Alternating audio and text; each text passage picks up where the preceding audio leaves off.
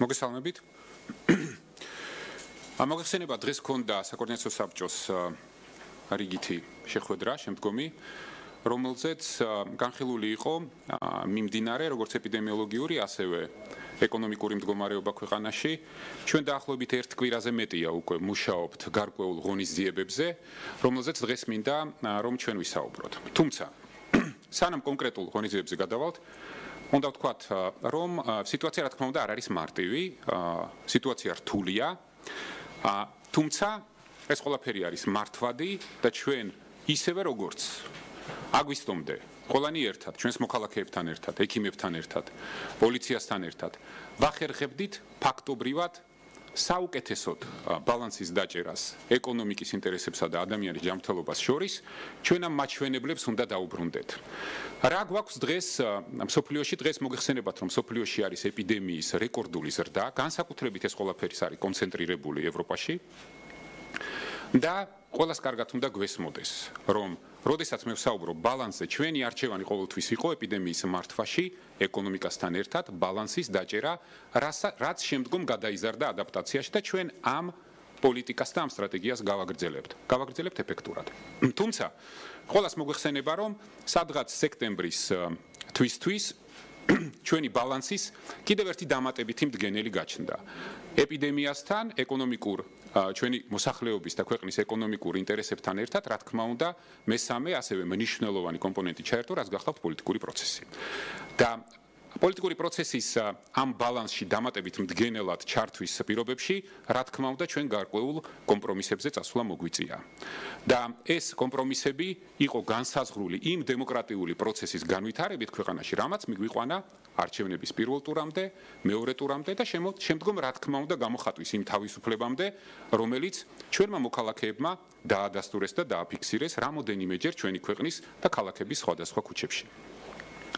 ყველას კარგად უნდა გვესმოდეს, რომ დღეს ჩვენი საქართველოს მთავრობის, ჩვენი მოქალაქეების, ჩვენი ექიმების ყველას ამოცანა გახლავთ, რომ ჩვენ საქართველოს უნდა დაუბრუნოთ შედარებით ისეთ მაჩვენებლებს ევროპის სხვა შედარებით ქვეყნებთან, როგორიც ქონდა აგვისტომდე და მოგეხსენებათ ყველას, რომ საქართველოს ამ პერიოდში იყო ეპიდემიის მართვის თვალსაზრისით ერთ-ერთი საუკეთესო ქვეყანა. ჩვენ ეს ვალდებულება არა გვაქვს ყველაფერთან ერთად, ეს ჩვენი პასუხისმგებლობა არის ჩვენი ეკონომიკის სწრაფი აღდგენის პერსპექტივის შენარჩუნებისთვის, რაც ჩვენ აუცილებლად უნდა გავაკეთოთ. დღეს მდგომარეობით ჩვენ შეგვიძლია ვთქვათ, რომ ჩვენს არსენალში არის რამოდენიმე ინსტრუმენტი და ეს ინსტრუმენტები ყველას კარგად გვესმის, რაც არის, ეს გახლავთ პირველ რიგში სრული ლოკდაუნი, რასაც ლოკდაუნი ქვია. მეორე ოპცია გახლავთ, რომ არაფერს არ ვაკეთებთ და ვაგრძელებთ ცხოვრებას ისე, როგორც ვაგრძელებთ, დღეს ცხოვრობთ და მესამე ოპცია გახლავთ უფრო ეფექტური წერტილოვანი შეზღუდვების შემოღება. წერტილოვანი შეზღუდვების შემოღებაზე, როდესაც საუბრობთ, ყველას უნდა გვესმოდეს, რომ ჩვენი მთავარი მიზანი არის ჩვენი ქვეყნის შეზღუდული რესურსები მაქსიმალურად ეფექტურად გამოვიყენოთ იმისთვის, რომ მინიმალური ზიანი მივაყენოთ ეკონომიკას და ამავდროულად მაქსიმალური შედეგი მივიღოთ ეპიდემიის გავრცელების თვალსაზრისით. რა არის აქ პრინციპული და სისტემური სხვაობა პირველ ტალღასთან შედარებით? როდესაც ჩვენ პირველი ტალღის შეზღუდვები დავაწესეთ, მაშინ არავის მსოფლიოში წარმოდგენა არ ქონდა ეს რამდენ ხანს გაგრძელდებოდა. ჩვენ დღეს რაზეც ვისაუბრეთ, ეს არის საქართველოს მთავრობის ორ თვიანი კონკრეტული გეგმა, კონკრეტული თარიღებით და კონკრეტული ღონისძიებებით. ყველას კარგად უნდა გვესმოდეს, რომ ეს გეგმა გახლავთ პირველ რიგში დისკუსიის შედეგად შედგენილი კონკრეტული გეგმა, რომელშიც მონაწილეობას იღებდა ფართო საზოგადოება. ამიტომ გახდა ეს გეგმა მოგეხსენებათ გუშინ ასეთ წვდომადი ინტერნეტ რესურსებში, როდესაც უბრალოდ ამ პროცესში მონაწილეობას იღებდა როგორც ბიზნესი, ასევე ექიმები, ასევე სამოქალაქო საზოგადოების წარმომადგენლები, საერთაშორისო ექსპერტები. ბევრი ადამიანი იღებდა ამაში მონაწილეობას. ჩვენი საერთაშორისო მრჩეველებიც მათ შორის. ყველას კარგად უნდა გვესმოდეს, რომ ჩვენი ღონისძიების მთავარი მიზანი არის ის, რომ ჩვენ შევაჩეროთ ეპიდემიის ზრდის სისწრაფე. არ უნდა გქონდეს ილუზია, რომ ჩვენ ორთვიანი გეგმით ეპიდემიის გავრცელების ციფრებს დავიყვანთ ასეულებამდე ან ათეულებამდე. ეს ილუზია არ უნდა გქონდეს. ჩვენი მთავარი მიზანი არის, რომ ამ ორთვიანი გეგმით, ორთვიანი ღონისძიებებით ეპიდემიის გავრცელების სისწრაფე და ყოველდღიური ინფიცირების რაოდენობა შევამციროთ. რამაც თავის მხრივ უნდა შეამციროს დაწოლა ჯანდაცვის სისტემაზე, რამაც თავის მხრივ ეფექტურად და ბუნებრივად უნდა შეამციროს ტრაგიკული და სამწუხაროდ ჩვენს ქვეყანაში სიკვდილიანობის მაჩვენებლის ზრდა. ეს არის ამ გეგმის ძირითადი მიზანი. ყველას კარგად მოგეხსენებათ, რომ მიუხედავად იმისა, რომ პირველი ტალღის შემდგომ მარტივ ციფრებს მე არ გადავალ, ეხლა აქ რაღაც მარტივ ციფრებს ვიტყვი. დღეს მაგალითად ქვეყანაში გაკეთდა დაახლოებით კეთდება 15-16,000 ტესტი. ყველაფერთან ერთად შემუშავებულია აბსოლუტურად ახალი კლინიკური მართვის გეგმა, რამოდენიმე ახალი კლინიკა არის ჩართული საერთოდ კოვიდის მართვაში, რომლებიც შეიქმნენ აი ამ ზაფხულის პერიოდში, ეს გახლავთ ბათუმის ინფექციური, რუხის კლინიკა, კიდე ბევრი რამ. თუ პირველი ტალღის დროს კოვიდის მართვის პროცესებში ჩართული იყო მხოლოდ 5 კლინიკა, დღეს 90 კლინიკა ჩართული და კიდე ბევრი რამ. მაგრამ ყველაზე მნიშვნელოვანი აქ რა არის? ყველაზე მნიშვნელოვანი აქ გახლავთ კლინიკური მართვის ახალი გეგმა, როდესაც ჩვენს ექიმებს თავიანთ საერთაშორისო პარტნიორებთან, მეგობრებთან, ჩვენს მოქალაქეებთან ერთად, რომლებიც მოღვაწეობენ საზღვარგარეთ, დღეს უფრო ბევრი ცოდნა აქვთ, როგორ უნდა მართონ კოვიდი და კოვიდ ინფიცირებული ადამიანები. ამიტომ ჩვენ მივეცით ჩვენ თავს იმის უფლება და ვთქვით, რომ ადაპტაცია ეს არის ოპტიმალური სტრატეგია იმისთვის, რომ ჩვენნაირი ეკონომიკის და ჩვენნაირი ჯანდაცვის სისტემის ქვეყანამ მინიმალური დანაკარგებით გაიაროს ეს ეპიდემიოლოგიური და ეკონომიკური კრიზისი. ყველას კარგად უნდა გვესმოდეს, რომ ეს არის გლობალური კრიზისი, რომელსაც ვერც ერთი ქვეყანა, ვერც ერთ შემთხვევაში პირველი რომ დამოუკიდებლად ვერ დაამარცხებს და დანაკარგების გარეშე ვერ გაივლის. ჩვენი მიზანი არის, რომ შეზღუდული რესურსი, რომელიც ჩვენ გაგვაჩნია, მაქსიმალურად ეფექტურად გამოვიყენოთ იმისთვის, რომ ზიანი როგორც ეკონომიკას, ასევე ადამიანის ჯანმრთელობას და სიცოცხლეს მიადგეს მინიმალური და როგორც უკვე ვთქვი, ყველაფერ ამასთან ერთად ჩვენ მოგვიწია პოლიტიკურ პროცესში, აქტიურ პოლიტიკურ პროცესში შესვლა და რა თქმა უნდა, ესეც მნიშვნელოვანი მდგენელია ჩვენი ქვეყნის შემდგომი დემოკრატიული განვითარებისთვის და მოგეხსენებათ, რომ ერთეული ქვეყნებია, განსაკუთრებით ევროპაში, რომელმაც პანდემიის დროს მსგავსი მასშტაბური არჩევნები ჩაატარეს. ეხლა რაც შეეხება კონკრეტულ შეზღუდვებს და შემდგომ კითხვები თუ გექნებათ, რა თქმა უნდა, ამ კითხვებზეც ვიმსჯელებთ. ხაზგასმით მინდა აღვნიშნო, რომ ეს არის ორთვიანი კონკრეტული გეგმა, რომელიც დაიწყება 28 ნოემბერს და დასრულდება 1 თებერვალს. ეს გეგმა მოიცავს დეკემბერს და იანვარს. რაც ნიშნავს იმას, რომ ყველა ეს შეზღუდვა იქნება დროებითი და საქართველოს მთავრობის სპეციალური მეოთხე ტალღის პროგრამა, როგორც ბიზნესის, ასევე კონკრეტული სოციალური დახმარების ჩვენი მოქალაქეების ითვალისწინებს მათ შორის ამ კონკრეტულ შეზღუდვებსაც, ითვალისწინებს სისტემურ ეკონომიკურ კრიზისაც, რომელიც რა თქმა უნდა გაგრძელდება 21 წელს, მაგრამ ასევე ითვალისწინებს ამ კონკრეტულ ორთვიან შეზღუდვებსაც. რა შეზღუდვებზე გვაქვს საუბარი? მე მინდა გითხრათ, რომ მთავრობის დადგენილება გავრცელდება, მე უბრალოდ ეხლა ჩამოგითვლით იმ სისტემურ სტრუქტურულ საკითხებს, რომელიც ყველაზე უფრო მნიშვნელოვანია, შემდგომ კოლეგები ამას გაშли. 28 ნოემბრიდან 24 დეკემბრის ჩათვლით. ქვეყნის 8 დიდ ქალაქში, ისეთებში როგორიც არის თბილისი, ბათუმი, ქუთაისი, ზუგდიდი, ფოთი, გორი, რუსთავი და თელავი. ასევე ხაზგასმით აღვნიშნავ სათხილამურო კურორტებზე, როგორიც არის ბაკურიანი, გუდაური, მესტია და გოდერძი. ყველა სახის ბაზრობები გადადიან მიტანის სერვისებზე, ონლაინ დისტანციურ მუშაობებზე. ყველა სახის სავაჭრო ობიექტები გადადიან ონლაინ დისტანციურ მუშაობებზე. შეჩერდება მუნიციპალური და საქალაქთაშორისო ტრანსპორტი. ეს არის ის ძირითადი შეზღუდვები, რაც წესდება. ამ პერიოდში, იგივე პერიოდში შეზღუდვების ამ პერიოდში შეზღუდვების დაუბრუნდები, რამე თუ დამას მინდა ყურადღება მიაქციოთ, რომ მსგავსი იგივე ზუსტად შეზღუდვები იანვარშიც რაღაც პერიოდი გვექნება.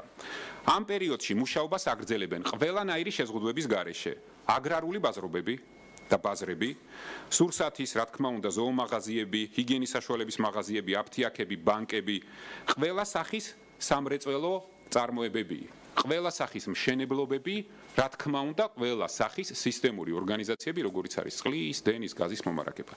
ეს ეხება მხოლოდ და მხოლოდ საცალო ვაჭრობას და ამას ხაზგასმით აღვნიშნავ. რა თქმა უნდა, სრულად სამედიცინო სექტორი აგრძელებს მუშაობას და ასევე მინდა გითხრათ, რომ ისეთი მაგალითად დაწესებული, როგორიც არის სილამაზის სალონებით, ისინიც აგრძელებენ მუშაობას. ამ პერიოდისთვის და თებერვლის ბოლომდე. საქართველოს მთავრობის და ასევე ეპიდემიოლოგების მკაცრი რეკომენდაციაა, რაც შეიძლება მაქსიმალურად ვეცადოთ 70 წელს ზემოთ ადამიანები მაქსიმალურად შეძლების დაგვარად დავტოვოთ სახლში. ეს არის მათ ჯანმრთელობაზე და სიცოცხლეზე ზრუნვის გამოვლენა, მეტი არაფერი. და რა თქმა უნდა, ჩვენ მკაც რეკომენდაციას გავცემთ ყველა კომპანიას შეძლების დაგვარად მაქსიმალურად თანამშრომლები გადავიყვანოთ დისტანციურ შრომაზე. მინდა გითხრათ, რომ საჯარო მოხელეების 80% ამ პერიოდში იქნება დისტანციურ მუშაობაზე გადასული. მოგეხსენებათ, რომ მიუხედავად პანდემიისა ცხოვრება გრძელდება და ჩვენ ვერც ერთ შემთხვევაში გვერდს ვერ აუვლიდით და ვერ დავივიწყებდით საახალწლო დღესასწაულებს პირველ რიგში ჩვენი მოქალაქეების და ჩვენი მოსახლეობის ინტერესებიდან გამომდინარე, თუმცა ასევე უნდა გავითვალისწინოთ, რომ ჩვენი ეკონომიკის ინტერესებიდან გამომდინარეც. ამიტომ 24 დეკემბრიდან 2 იანვრის ჩათვლით ზემოთ აღნიშნულ 8 ქალაქში იხსნება ყველა სახის შეზღუდვა. შესაბამისად, ბაზრობები, სავაჭრო ცენტრები, სავაჭრო მოლები, ეს ყველაფერი მუშაობს ჩვეულ რეჟიმში, თუმცა უმკაცრესად იქნება გაკონტროლებული უსაფრთხოების, ეპიდემიოლოგიური უსაფრთხოების ის ნორმები, რომელიც არის დადგენილი ჯანდაცვის სისტემის მიერ. სამწუხაროდ, მე მინდა ვთქვა და ეს არ არის საყვედური, ეს გვეხება ჩვენ ყველას. დღესაც ქვეყანაში მოქმედებს ბევრი შეზღუდვა, რომელიც ან დაგვავიწყდა, ან არ ვასრულებთ. ამიტომ დღეს შინაგან საქმეთა სამინისტროს მიეცა დავალება, ისევე როგორც ჯანდაცვის სამინისტროს შესაბამის ორგანოებს, რომ უმკაცრესად იყოს აღდგენილი და გაკონტროლებული ეს შეზღუდვები. ეს სწორედ ის კომპრომისია, რომელზეც მე ვსაუბრობდი, როდესაც ჩვენს ბალანსში დამატებით მესამე კომპონენტი, პოლიტიკური კომპონენტი შემოვიდა. გარდა ამისა, აღდგება მუნიციპალური ტრანსპორტიც, მაგრამ შეზღუდვა, რომელსაც ახლა დავაწესებთ, რომელზეც ვისაუბრებთ, გადაადგილებაზე შეზღუდვა, რომელიც დღეს გვაქვს 22 საათიდან 5 საათამდე, იქნება 21 საათიდან 5 საათამდე და ეს არის უკიდურესად მნიშვნელოვანი და ხაზგასმით აღნიშნავ შემდგომ რატომ. ამასთან ერთად მინდა გითხრათ, რომ ამ გადაადგილების შეზღუდვას, რომელიც იქნება მთელი ამ 2 თვის განმავლობაში, 21 საათიდან 5 საათამდე, რა თქმა უნდა, ჩვენ ახალი წლის ღამეს მოვხსნით, ისევე როგორც მოვხსნით შობის ღამეს. ამ ორ დღეს გადაადგილებაზე შეზღუდვა ქვეყნის მასშტაბით არ იქნება.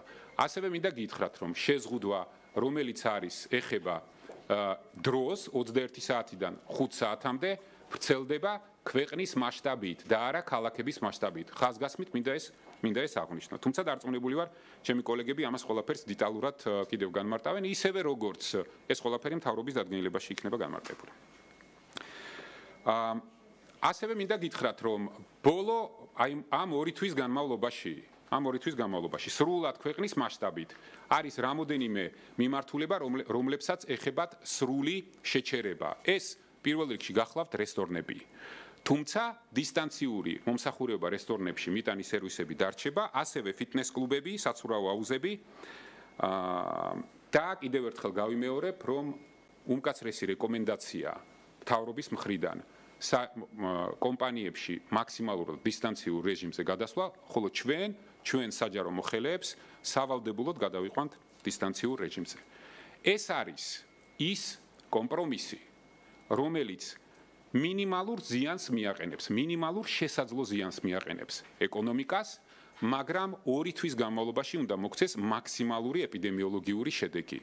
კიდევ ერთხელ მინდა უბრალოდ ეს ბლოკებად და ეტაპობრივად გითხრათ. ესე იგი 28 ნოემბრიდან 24 დეკემბრამდე ჩვენ გვაქვს წერტილოვანი შეზღუდვების მაქსიმალური რაოდენობა, 24 დეკემბრიდან 2 იანვრის ჩათვლით ჩვენ ვაძლევთ ჩვენს მოქალაქეებს, კათოლიკეებს, მართლმადიდლებს, ყველას ერთად ვიზეიმოთ ახალი წელი და ჩვენი რელიგიური დღესასწაულები, ხოლო შემდგომ უკვე ისევ ვუბრუნდებით შეზღუდვებს 3 იანვრიდან 16 იანვრამდე. ეხლა ერთი რამ მინდა გითხრათ. ყველაფერთან ერთად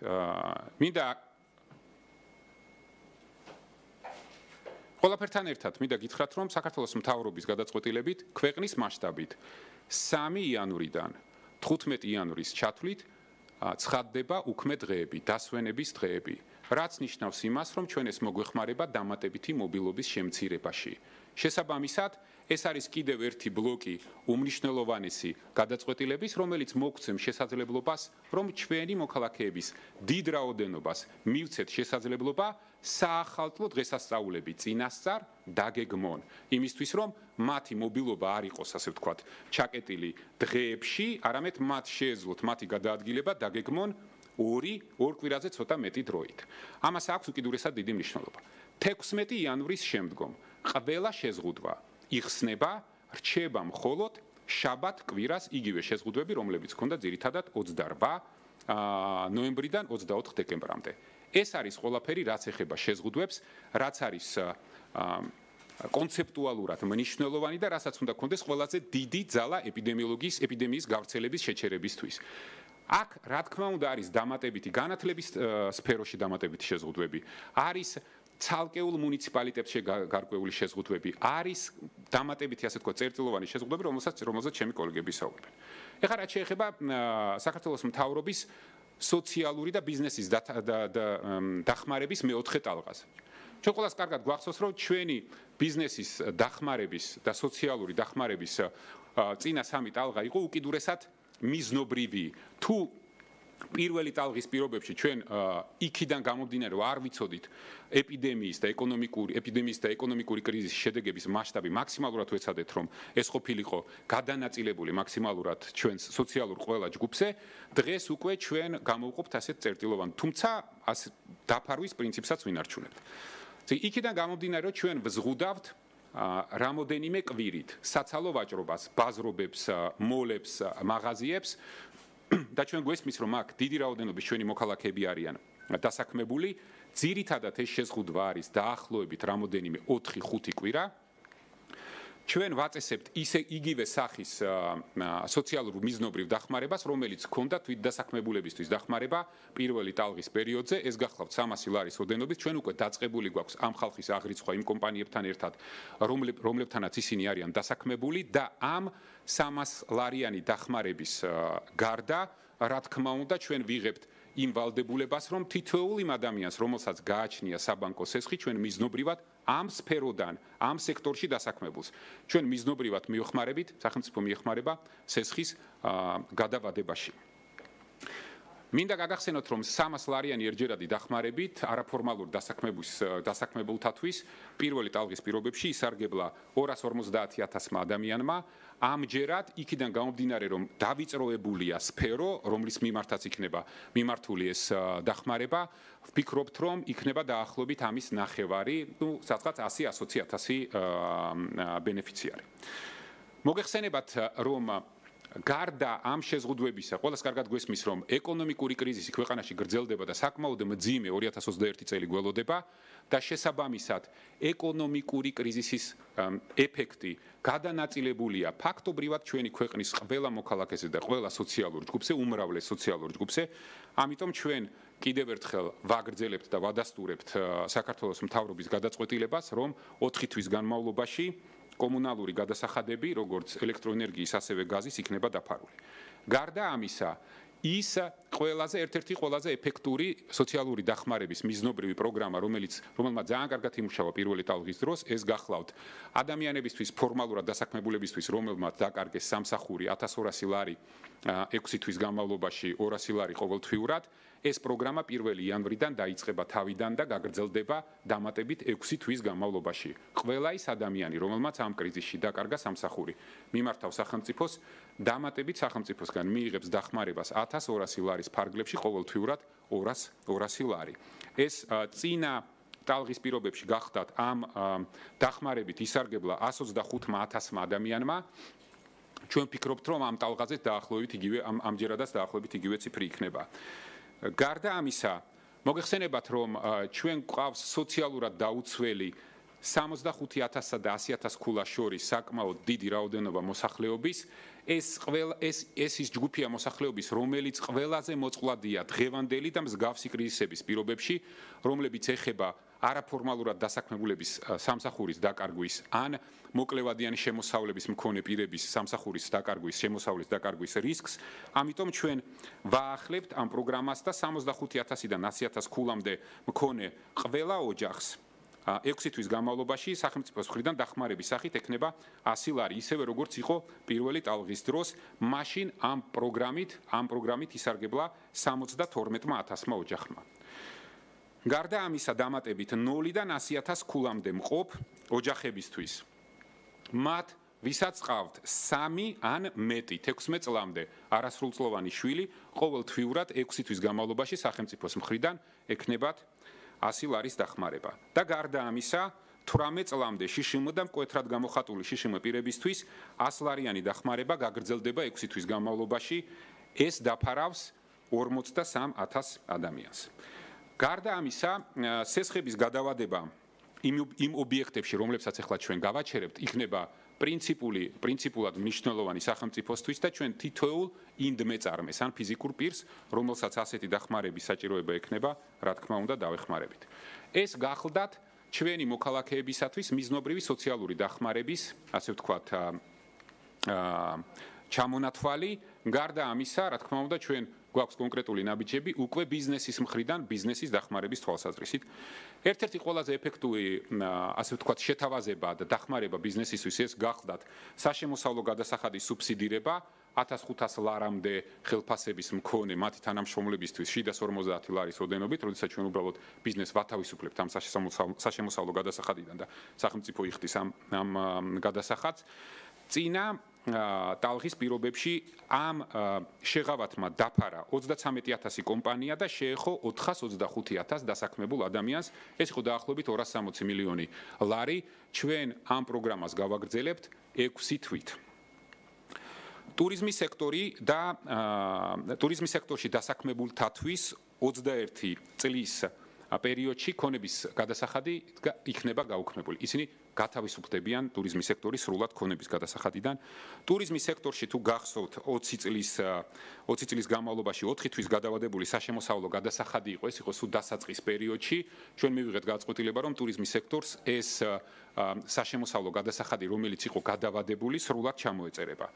გარდა ამისა, მნიშვნელოვანი სიახლე ბიზნესის დახმარების, ასე ვთქვათ, შეთავაზებაში მოგეხსენებათ, რომ ტურიზმის სექტორთან ერთად დღეს აშკარად გამოჩნდა, რომ რესტორანის ბიზნესი არის უკიდურესად დაზარალებული, ამიტომ ის ყველაზე ეფექტური ინსტრუმენტი დახმარების სასტუმროების, რომლებიც ჩვენ გქონდა, მათი სასესხო ვალდებულების პროცენტის სუბსიდირება, იგივე პროგრამა დაწესდება და გაგრძელდება რესტორნების ბიზნესზეც. ყველა იმ სარესტორნო დაწესებულებას ამ კომპანიას, რომელსაც გააჩნია საბანკო სასესხო ვალდებულება, სახელმწიფო 6 თვის განმავლობაში დაუსუბსიდირებს საპროცენტო განაკვეთს. ეს მეოთხე ტალღის, ასე ვთქვათ, პორტფელი დახმარების, როგორც მიზნობრივი სოციალური, ასევე ბიზნესის დახმარების, საერთო ბიუჯეტი სახელმწიფოს დაუჯდება 1,100 მილიონი ლარი. ჩვენ გვესმის, რომ ეს არის ის მინიმუმი, რომლის გაკეთებაც ჩვენ შეგვიძლია დღეს. გარდა ამისა, ყველას კარგად უნდა გვესმოდეს ის შეზღუდვებიც, რომელზეც მე ვისაუბრე.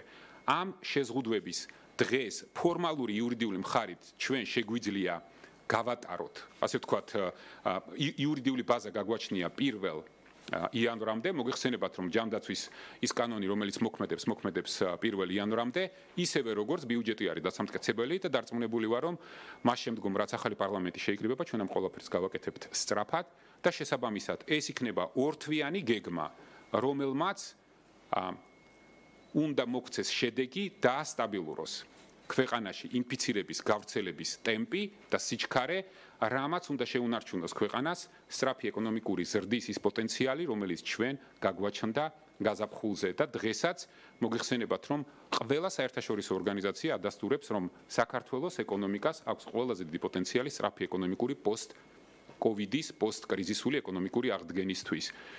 ეს არის პრინციპულად, კონცეპტუალურად, რაც მინდოდა თქვენთვის, ასე ვთქვათ, ინფორმაცია მომეწოდებინა და რა თქმა უნდა კითხვებისთვის მზად ვართ. ტაქსებთან მიმართებით დაწესება შეზღუდვები, ან როგორ დაარეგულირდება საერთო რაოდენობა ტაქსებში, ან 2% ჩასხდომა თუ იქნება შესაძლებელი ტაქსებში და მაინტერესებს ასევე მეტროსთან მიმართებით როგორ გაგრძელებთ მუშაობას მეტრო-1-ში? ანუ რაიმე შესრულებით იქნება? ტაქსებთან მიმართებაში არანაირი სპეციფიური შეზღუდვები გარდა პირბადის ტარების, რაოდენობის შეზღუდვების არ წესდება. რაც შეეხება მეტროს, როდესაც მე ვსაუბრობ, რომ მუნიციპალური ტრანსპორტი ჩერდება, მათ შორის ჩერდება მეტროც. მუნიციპალური ტრანსპორტი ჩერდება ყველა სახის, როგორც საავტომობილო, ასევე მეტროც.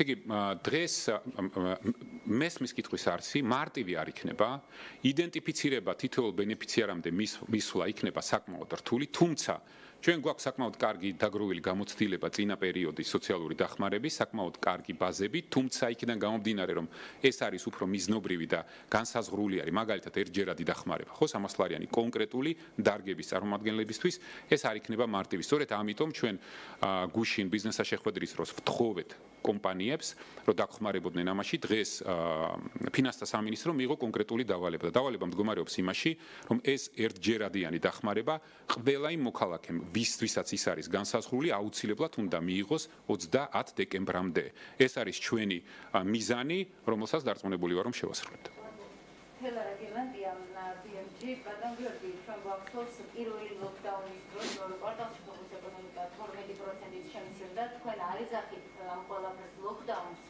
ბევრი წერტილოვანი შეზღუდვა არის მაგრამ თუ გაქვთ უკვე დაახლოებით გათვლები გაკეთებული რამდენ პროცენტიან ეკონომიკურ ვარდნას ნიშნავს ეს ორთვიანი გეგმა რომელიც დღეს თქვენ წარმოადგენთ რო გითხრათ და ასევე სესხებთან დაკავშირებით თქვენ თვითონ ინდივიდუალურად სახელმწიფო დაეხმარება ინდიმეწარმეებს, სასტუმროებს და ასე შემდეგ. რას ნიშნავს ეს სახელმწიფოს დახმარება, ანუ მათაც დაუსუბსიდირებთ, რომ მოქალაქეებსაც ხომ აქვს სესხები, არა მარტო ბიზნესებს. გავიგე.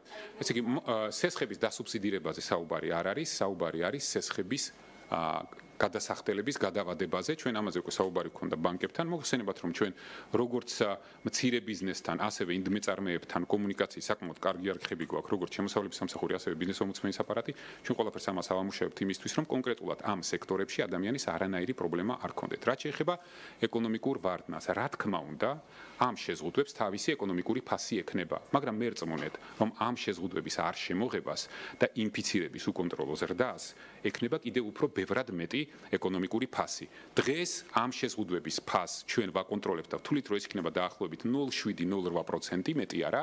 ამიტომ აქ დამატებით იმ ეკონომიკურ მაჩვენებლებთან, რომლებსაც ჩვენ ისედაც დღეს ვუყურებთ, ხო? ამიტომ აქ არ არის რაღაც კრიტიკულ ციფრებზე საუბარი, თუმცა ყველას კარგად უნდა გვესმოდოს, რომ ყველაფერი არის დამოკიდებული იმაზე, როგორ აღვასრულებთ ამას ჩვენ. აღსრულების ნაწილი, აი როდესაც თქვენმა კოლეგამ საუბარი დაიწყო აღსრულებაზე, მე პირველ რიგში ვიფიქრე, რომ სახელმწიფოს მხრიდან შეზღუდვების აღსრულებაზე იქნებოდა კითხვა. იმიტომ რომ ეს მეც მაწუხებს. ხო, ის მაგალითად დღეს ჩვენ ბევრი შეზღუდვა გვაქვს, რომლის აღსრულების გაკონტროლების პრობლემა არის. ამას ქონდა თავისი სუბიექტური და ობიექტური მიზეზებით, მაგრამ დღეს ყველას უნდა გვესმოდეს, რომ ყველა სახელმწიფო ორგანო, მათ შორის შინაგან საქმეთა სამინისტრო, ჯანდაცვის სამინისტრო შესაბამისი უწყებები იქნებიან უმკაცრესები იმ შემთხვევაში, როდესაც ორგანიზაციების და ბიზნესების მხრიდან ამ წესების არ დაცვაზე იქნება საუბარი. უბრალოდ ჩვენ სხვა გამოსავალი არ გვაქვს. ბევრად უფრო დიდი ფასის გადახდა მოგვიწევს და ეს არ არის რთული შეზღუდვები. ყველას ხო გვახსოვს მაგალითად, რომ პირველი ტალღის პირობებში ორგანიზაციების და ადამიანები ჩვენ ყველა ერთად ვაკონტროლებდით ერთ მაღაზია სივრცეში რამდენი ადამიანი ვიყავით. გვერჩივნა ეზოში და გარეთ დაულოდებოდით რიგში. ეს ყველაფერი არის აღსადგენი. ვერავინ სამწუხაროდ. ვერც ერთმა ქვეყანამ პანდემიის და კოვიდის წინააღმდეგ დისტანციაზე, პირბადეზე და ელემენტარული წესების მობილობის დავარდნაზე უკეთესი ხერხი და რეცეპტი ვერ მოიგონა და სამწუხაროდ ჩვენ მოგვიწევს ამ პირობებში ცხოვრება იმის გათვალისწინებით, რომ რა თქმა უნდა ვაკონტროლოთ ვირუსის გავრცელების ტემპი. არავინ არ ამბობს, რომ ჩვენ ამ ორთვიანი გეგმით გავაჩერებთ ვირუსის გავრცელებას. რა თქმა უნდა ვერა.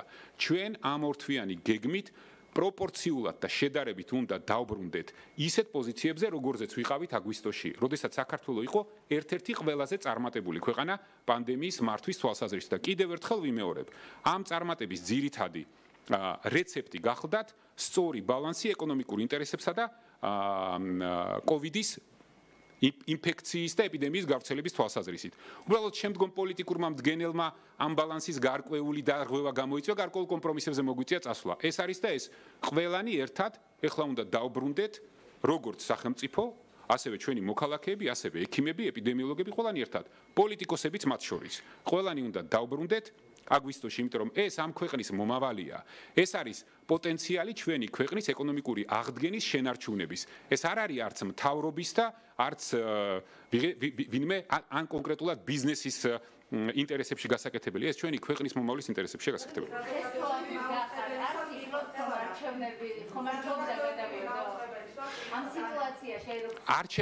არჩევნები რომ არ უნდა გადაგვედო, ეს დადასტურდა იმ რაოდენობის ადამიანებით, რომლებიც მივიდნენ და ჩვენ ქვეყანაში მიცეს ხმა ქვეყნის შემდგომ დემოკრატიულ განვითარებას.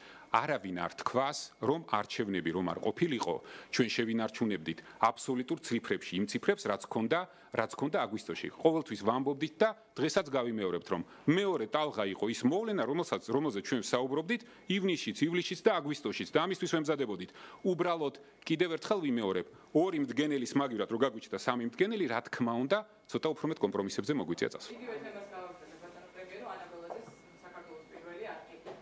ბიუჯეტი დახმარებების ნაწილი, რაც არის გაწერილი მომავალის ბიუჯეტში, პარლამენტში გარკვეულ ვადებში უნდა შევიდეს, თუმცა ხედავთ ყველანი, როგორი პოლიტიკური სიტუაცია არის შექმნილი ქვეყანაში, როგორია შეფასება, როდესაც ვერ ხერხდება ხელისუფლებასა და ოპოზიციის შორის შეთანხმება იმგვარად, რომ მეათე მოწვევის პარლამენტი იყოს მრავალპარტიული, თქვენ არაერთხელ გისაუბრეთ ან მთავრობის სხდომების ფორმატშიც, რომ ყველა პარტია გაითავისებს ამ პასუხისმგებლობას მანდატების ნაწილში და მოსახლეობისგან მინდობილ ამ შესაძლებლობას გამოიტანეს, მაგრამ ფაქტი არის ის, რაც არის ამ დროის მოცემულობით, რომ არც ერთი ოპოზიციური პარტია არ შედის პარლამენტში, როგორც წარმოგიდგენია ეს პროცესის გაგრძელება, რა არის ის კომპრომისი, რასაც ხელისუფლება არის, რომ წავიდეს მიზანით და ეს პროცესი განკოლწილად ხომ არ გაჭედავს მათ შორის ბიუჯეტის წარდგენას და პარლამენტში დამტკიცებას. ესე იგი, რა თქმა უნდა,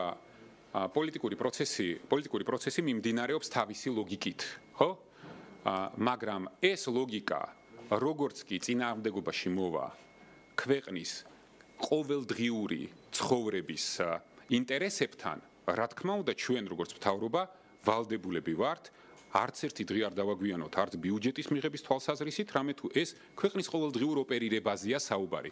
ეს არის საუბარი სამედიცინო და ჯანდაცვის სისტემის დაფინანსებაზე, ეს არის საუბარი პოლიციის, სახელმწიფო ორგანოების იმ სოციალური დახმარების და ბიზნესის დახმარების პაკეტების დაფინანსებაზე, რომელზეც ეხლა ვსაუბრობთ. ამიტომ ჩვენი როგორც ხელისუფლების და მთავრობის პასუხისმგებლობა მდგომარეობს იმაში, რომ რა თქმა უნდა ჩვენ ვითვალისწინებთ პოლიტიკური პროცესის განვითარების ლოგიკას. რა თქმა უნდა ჩვენ ვთვლით, რომ მრავალპარტიული პარლამენტი ეს არის ის, რაც ამ ქვეყანამ დაიმსახურა იმ არჩევნებით, რომელიც ჩავატარეთ ეპიდემიის პირობებში პირველი ტურიც და მეორე ტურიც. და ეს ხო არ მინდოდა ამას საუბარი, უბრალოდ მინდოდა მეთქვა, რომ დღეს საუბრობთ მხოლოდ ეპიდემიოლოგიაზე. რა ხან პასუხია? კითხვა იყო და ამ კითხვას აღარ დაუბრუნდებ. ესე იგი, ჩვენი პასუხისმგებლობა არის, რომ ქვეყნის ყოველდღიური ცხოვრება, განსაკუთრებით კრიზისში, ეპიდემიაში და ეკონომიკურ კრიზისში ვერ გაჩერდება ნებისმიერი პოლიტიკური ლოგიკის ხარჯად. ეს ერთი, მეორე. შეხედეთ, ქვეყანამ უდიდესი მსხვერპლი გაიღო ბოლო 3 თვის განმავლობაში. შედეგად მივიღეთ ის, რომ ქვეყნის ისტორიაში პირველად დემოკრატიულად ჩატარებული არჩევნების პირობებში, რასაც ადასტურებს პარლამენტში გასული უპრეცედენტო რაოდენობა ოპოზიციური პარტიების ერთი და არ დავიწყდეთ უპრეცედენტო რაოდენობა ოპოზიციური ადგილების 1/13-ზე თითქმის მეტი, ხო?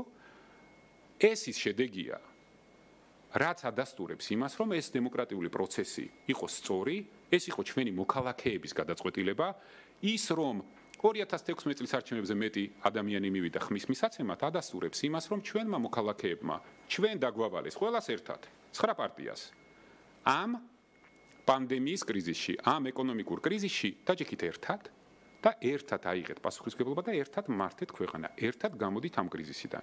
ეს არის, ჩვენი პასუხისმგებლობა უნდა შევასრულოთ.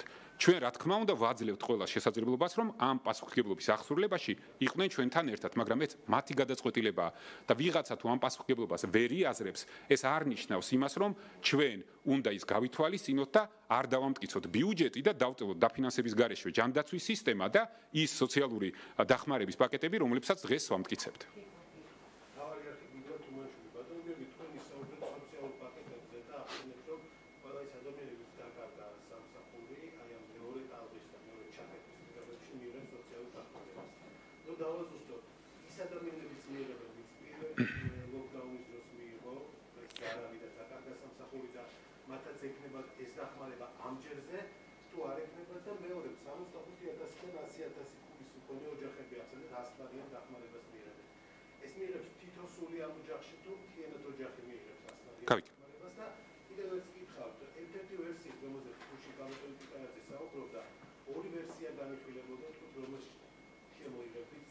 ბევრი განიხილებოდა, ორზე მეტი იყო.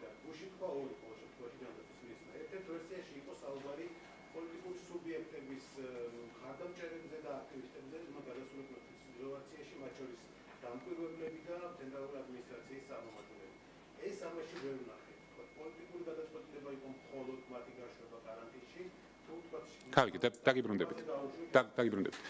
პირველი შეკითხვა იყო უყურეთ ორი სხვადასხვა საკითხია. ერთი არის ერთჯერადი დახმარება იმ ადამიანებისთვის, რომლებიც მოხვდნენ კონკრეტულად ამ ურთვიან შეზღუდვებში. ბაზრობები და ასე შემდგომ სავაჭრო ცენტრები კონკრეტულად ეს არის ერთჯერადი, იმიტომ რომ ჩვენ ლოგიკას განვითარების ბოლო 1 წლის ამ ეკონომიკური და COVID კრიზის პერიოდში ვცვლით, იმიტომ რომ დამატებით შეზღუდვებს ვიღებთ. ეს არის ერთჯერადი.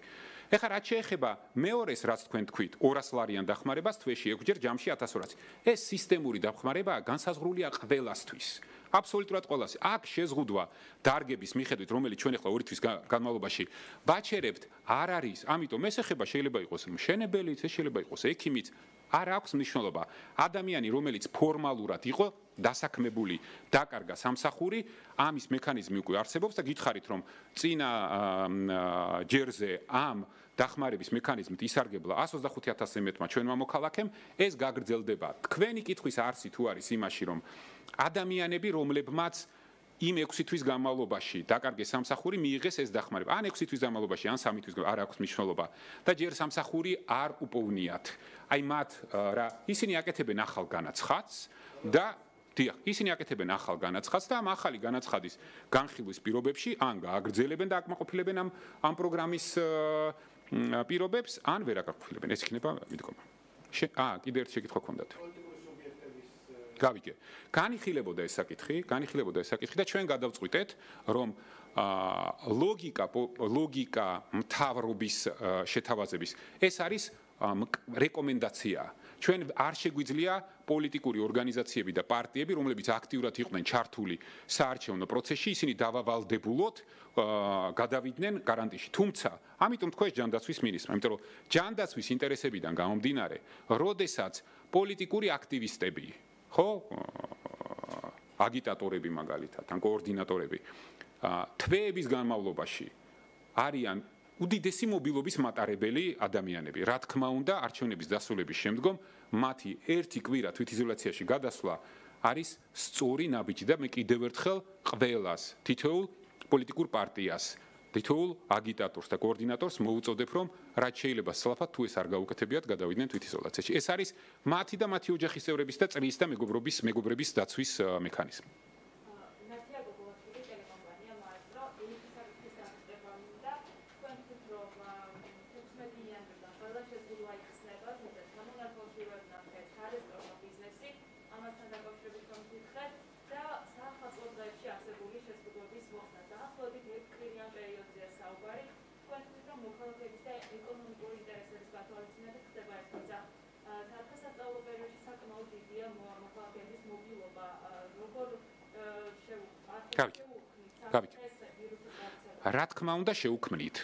რა თქმა უნდა შევქმნით, მაგრამ ესე წერტილოვანი შეზღუდვების გარდა ჩვენ რა თქმა უნდა ვიფიქროთ ჩვენი მოქალაქეების ფსიქოლოგიურ და მენტალურ მდგომარეობაზეც, ხო?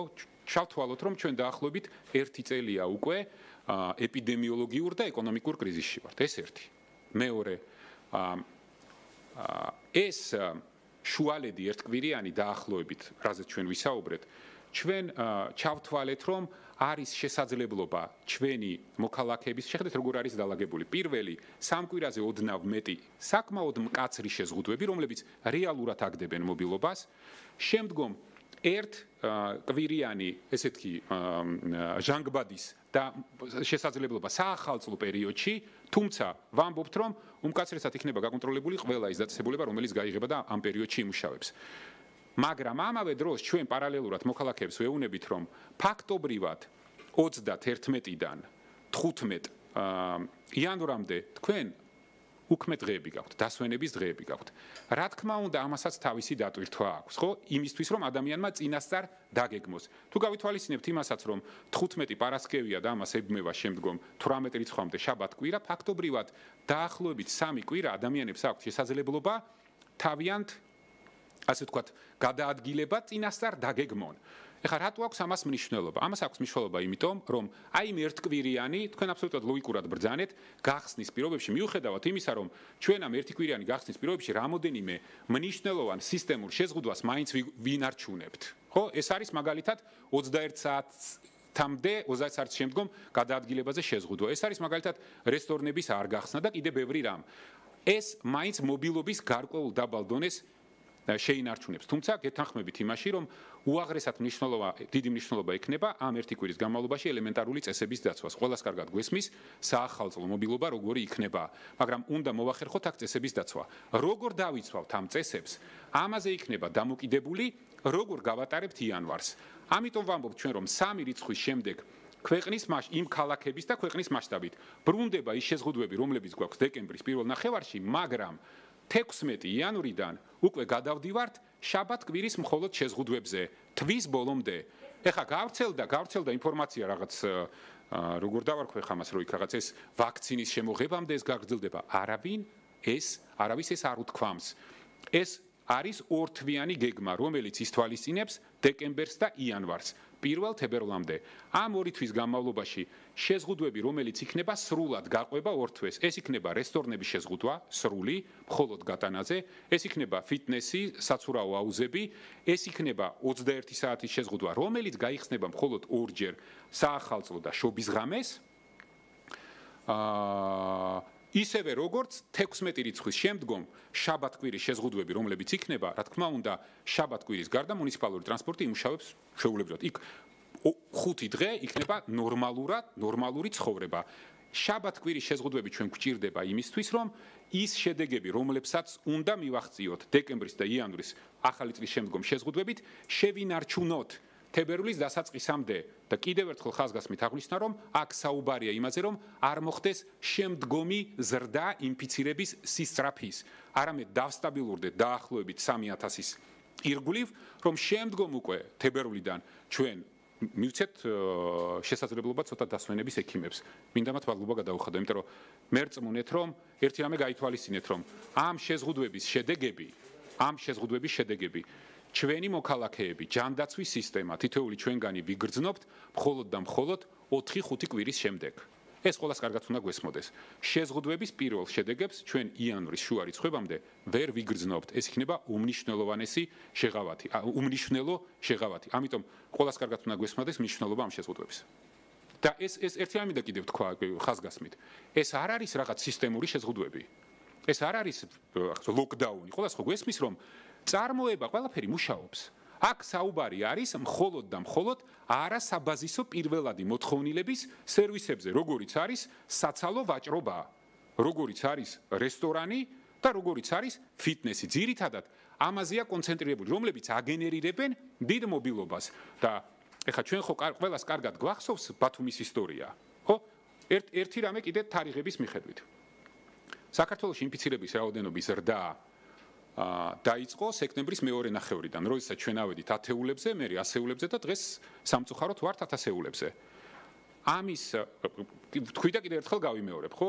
აქ უბრალოდ ჩვენს ბალანსში დაემატა კიდევ ერთი დამატებითი კომპონენტი პოლიტიკური, მაგრამ ყველას ხო კარგად გვახსოვს ბათუმირითი დაიწყო. სწორედ ამიტომ იყო მიღებული გადაწყვეტილება, რომ თბილისის და დიდი ქალაქების მსგავსი შეზღუდვები დაწესდება ყველა იმ სათხილამურო კურორტებზე, რომლებზეც ასევე არსებობს მაღალი რისკი ინფიცირების სწრაფი ზრდის და მოგეხსენებათ, რომ დღეს გავრცელდა უკვე ინფორმაცია ევროპაში პირდაპირ მოწოდება სათხილამურო კურორტების სრული დახურვის.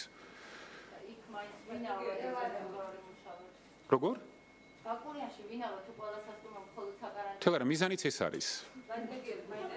დიახ. ხათიარებზე ტელეკომპანია ობიექტი. რატომ მაინტერესებს იმ შემთხვევაში, თუ ვითარება ქვეყანაში ორ თვეზე ადრე შეიძლება და ყოველ სტატისტიკა გაუმჯობესდება საგრძნობად. შეიძლება თუ არა, რომ ეს შეზღუდვების გარკვეული ნაწილი მოიხსნას ან შემსუბუქდეს ეს. რა თქმა უნდა, თუ ჩვენ მივახცევთ შედეგს უფრო სწრაფად, რა თქმა უნდა, ეტაპობრივი შეზღუდვების მოხსნა იქნება ლოგიკური.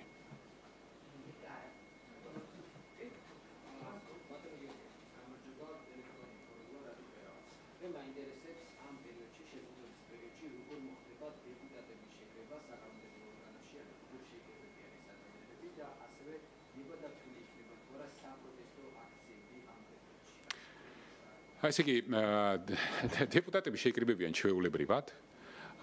ყველანაირი პრობლემების გარეშე, არანაირი შეზღუდვები გადაადგილებებზე არ არის. ზოგი კერძო მანქანით, ზოგი ველოსიპედით, არ ვიცი, რაღაც შეიკრიბებიან. არ ამგონია, რომ ეს პრობლემა იყოს დეპუტატების შეკრებისთვის. თუმცა რაც შეეხება აქციებს, საქართველოს და საქართველოს მთავრობა გამოხატვის თავისუფლებას არ შეზღუდავს. ეს არის პირდაპირი პასუხისმგებლობის საკითხი თითოეული იმ პოლიტიკოსის, რომელსაც დღეს რატომღაც წყინს, როდესაც შედარება ხდება ეპიდემიოლოგების მხრიდან სხვადასხვა მიზეზის გამო, ყრილობების დაუშვებლობის წესების დაცვის გამო. არ ვიცი ხა, რა სხვაობაა მაგალითად ქორწილს, ქელეხს ან აქციას შორის მიარვით გავრცელების თვალსაზრისით არანაირი სხვაობა არ არის. ან წინასაარჩევნო 600 კაციანი სუფრების არაფერი სხვაობა არ არის. სამწუხაროდ ამ ეპიდემიის ყველაზე დიდი ამ ეტაპზე რისკი გახლავთ ის, რომ ის ძალიან სწრაფად და მარტივად ვრცელდება და მარტივი გამოსავალი არსებობს. პირბადე წესების დაცვა, ელემენტარული დისტანცია. არავინ არავის არ უგრძალავს გამოხატვის და არ უზღუდავს გამოხატვის თავისუფლებას. დისტანცია დავიცვათ და ისე გამოვხატოთ.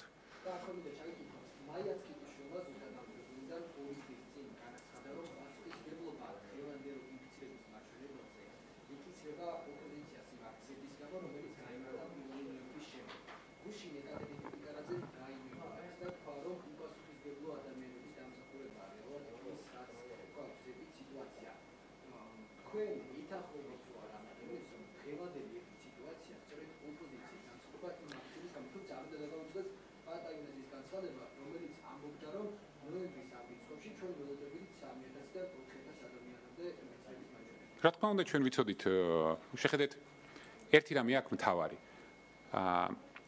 ერთი რამ გავითვალისწინოთ. პრინციპულად მნიშვნელოვანია. შეხედეთ, აგვისტოს თვეში, აგვისტომდე საქართველოს იყო ერთ-ერთი საუკეთესო ქვეყანა ეპიდემიის მართვის თვალსაზრისით.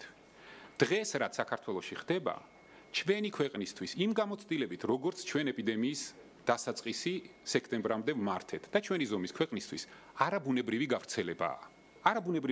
ამიტომ გვიწევს ამ ორთვიანი საკმაოდ მკაცრი შეზღუდვების დაწესება. როგორ ფიქრობთ, ეს არაბუნებრივი გავრცელება რამ გამოიწვია? ლოგიკურად რო ვიმსჯელოთ, ხო? რა თქმა უნდა, მაღალმა მობილობამ და წესების დაცვის გარეშე დიდი რაოდენობის ადამიანების ერთად თავმოყრამ. რა თქმა უნდა, ნაწილობრივ ის რაც ახლა თქვენ ჩამოთვალეთ, ამის მიზეზიც არის. პოლიტიკური პროცესის მიზეზიც არის, იმიტომ რომ საარჩევნო კამპანია საკმაოდ მაღალ მობილობას ითვალისწინებს. ეს არის ის, რამაც დღეს მიგვიყვანა საქართველოსთვის, ქვეყნისთვის არაბუნებრივ ციფრებამდე. ერთი რამე მინდა გავითვალისწინოთ, რომ ჩვენ ყველა ხერხად უნდა გვესმოდეს, საქართველოს ჯანდაცვის სისტემას და მთავრობას დღეს 3-4 ინფიცირებულის დღეში მართვის რესურსი გააჩნია. მიუხედავად იმისა, რომ ჯანდაცვის სისტემა და ექიმები და ეს სამედიცინო სექტორი არ არის მათი რესურსით გასათვალისწინებელია. ვერც ერთი ყველა ქვეყანას გაუჭირდება. ჩვენ ახლა რასაც ვაკეთებთ, ვაზღვევთ შემდგომ სწრაფ ზრდას ინფიცირების რაოდენობის. და ეს ყველას კარგად უნდა გვესმოდეს. ეს მოიტანა აი იმ აქციებმა. ამ აქციებმა გააჩინა რისკი, რომ 3 და 4,000-დან სწრაფად ავარდეთ. არ მინდა დავასახელო ციფრები. გავაგრძელებთ.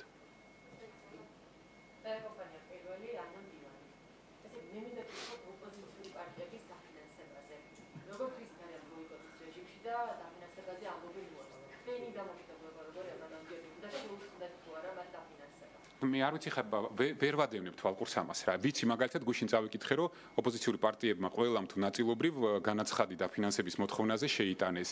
ნუ ეხლა ამას არ აქვს არანაირი მნიშვნელობა. მერწმუნეთ, აი სრული პასუხისმგებლობით როგორც ამ ქვეყნის რიგითი მოქალაქე გეუბნებით. რა თქმა უნდა, ჩვენი ყოველას მიზანი უნდა იყოს, რომ საქართველოს პარლამენტში იყოს წარმოდგენილი ყველა ის პარტია და ყველა ის დეპუტატი, რომელსაც საქართველოს მოქალაქემ ხმამიცა და პასუხისმგებლობა დააწესა და დააკისრა. რა თქმა უნდა, ესე უნდა იყოს, მაგრამ ვიღაცა თავისთვის თუ გადაწყვეტს, რომ ეს პასუხისმგებლობა არ აიღოს, ან სხვა მიზნები ამოძრავებს, ეს ხო არ ნიშნავს იმას, რომ ჩვენ ვინც გრძნობთ ამ პასუხისმგებლობას, ყველაფერი უნდა დავივიწყოთ, არ შევკრიბოთ პარლამენტი, არ დავამტკიცოთ ბიუჯეტი, არ მივხედოთ ეპიდემიას, ეკონომიკურ კრიზისს და ასე შემდგომ. ჩვენ ხო მარტივ რაღაცას ვამბობთ. ჩვენ ყველას კარგად გვესმის, რომ ჩვენი მოქალაქე არის გამსაზღვრელი ამ ქვეყნის პოლიტიკის. მან თქვა, რომ გაკისრებ პასუხისმგებლობას, აი თქვენ 1, 2, 3 და 5 პარტიას იმუშავეთ ერთად იმისთვის, რომ დაძლიოთ ეს კრიზისი. ჩვენ ამ პასუხისმგებლობას ვიღებთ. როგორც ვიღებდით აქამდე. ვიღაცას თუ ამ პასუხისმგებლობის აღება არ შეუძლია, ეშინია, არ ვიცი, თავისი რაღაც კომპეტენციისა რაღაც იმედი არ აქვს, ეს მათი გადაწყვეტილება, მაგრამ ეს არ აბათილებს იმ პასუხისმგებლობას, რომელიც ჩვენ დაგვაწესა, დაგვაკისრა ჩვენმა მოქალაქემ. ბოდიშით, დავასრულებ. მადლობა.